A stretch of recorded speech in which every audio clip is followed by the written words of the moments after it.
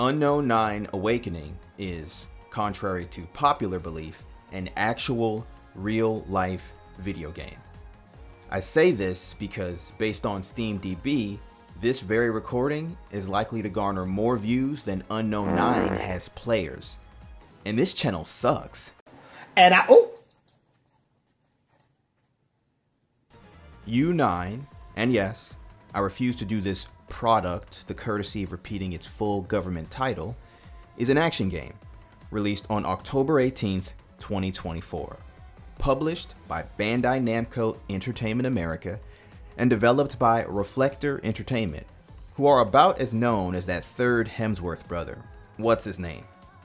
Chris. No, that's the cool one. Liam.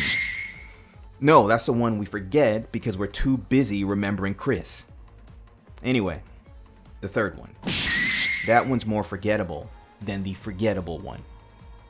Yeah, Reflector is like the unknown Hemsworth. Unknown. I see what I did there.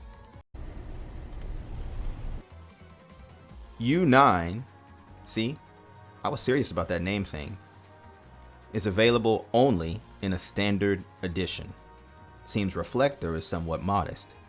Priced at $49.99? Okay, perhaps not modest enough. Coincidentally, that is $39.99 more than they should be asking for. Now, I got the game for free, and yet by the end of my brief but excruciating 1-hour playthrough, I still wondered if the notion of a refund wasn't so far-fetched. U9, nope. Even that's too much respect for this debacle. 9. Just 9. Is available on PlayStation, Xbox, PC, and likely as the preferred torture device in the 6th circle of hell. Just a quick synopsis based on my 73 minutes of self-hate. The story follows Haruna, voiced and modeled poorly in regards to the latter by actress Anya Chalotra. Surely I butchered that name, but don't worry, I'm doing exactly what Reflector did to her face. Well, Chalotra, who we all fondly remember as Yennefer from Netflix's Witcher series, you know, that show that self-destructed. Actually, didn't they have multiple shows that were equally not conducive to their own longevity? Anyway, Haruna is gifted bracelets, which imbue her with abilities that kinda suck now that I think about it. Like chucking rocks and sometimes balloon men. Balloon men because they're light and stupid, so obviously full of hot air. Cause the AI sucks. They're dumber than a bowl of grits. Except the bowl is really just a repurposed country crock container. And those aren't actually grits because it was repurposed as a porta potty. Yeah, they're kind of like that. So, let's start with the good. The music is actually good. Quite good, even. Like, if you close your eyes, you might accidentally begin to trust that you're playing a competently crafted video game. The voice work is good too. In fact, sound is good in general, whether it's the boulders crashing or simply footsteps flirting with the arid sand. Yeah, you court that sand, feet, woo it, and turn that dry sand wet. The environments are decent in a stylized sort of way, and on occasion successfully invoke a sense of scale and grandeur. There were 2 moments I recall quite clearly, and trust me, I am doing my best to forget this entire experience, where the world scope compared to Haruna was actually kind of breathtaking. Not breathtaking enough, or else it would have successfully ended my misery roughly 60 minutes sooner, but breathtaking nonetheless. The framing of select in-game moments cued a cinematic quality, with varying camera angles and tight or wide shots. Also, world building was mad decent, yo. In addition to character exchanges articulating the hot deets of the lore, no more modern slang, I promise. There's the exposition you'll find attending collectibles or artifacts.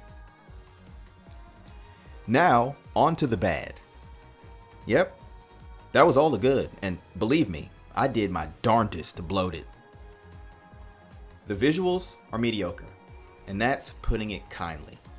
There are instances of artifacting, like when you perform takedowns, which are harder to watch than to view, and get to snatching souls up out of suckers. I promised I would no longer do that. I am sorry. Character models are kinda crap. Facially, they appear dead and soulless, like animatronics or Mike Pence.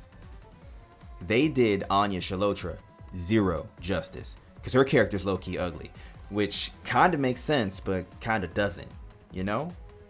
And she doesn't seem to ever truly be looking at the person she's talking to, almost like a blind lecturer.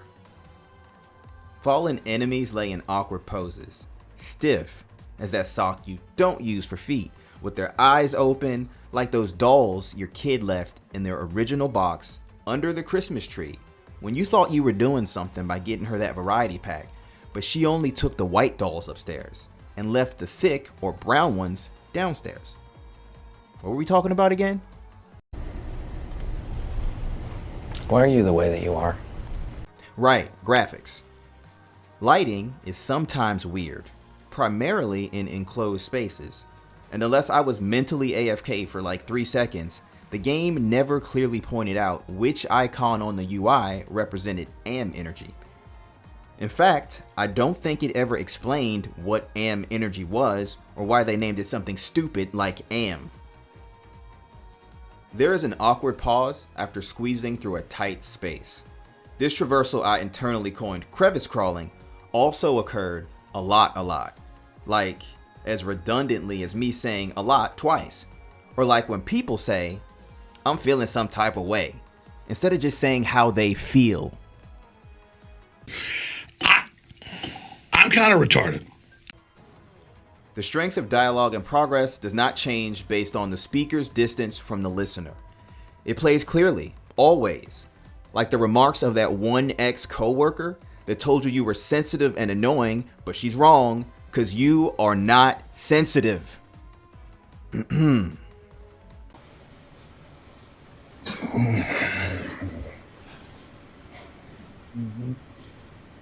Combat does not feel very fluid, or good for that matter. Characters are one-dimensional and it's difficult to care about them, and as a result, the lore. In short, I'd probably have more fun passing kidney stones.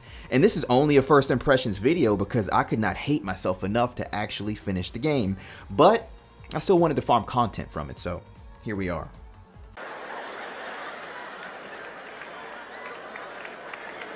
Some of you are waiting for me to mention that Sweet Baby Inc. was consulted during the development of this game.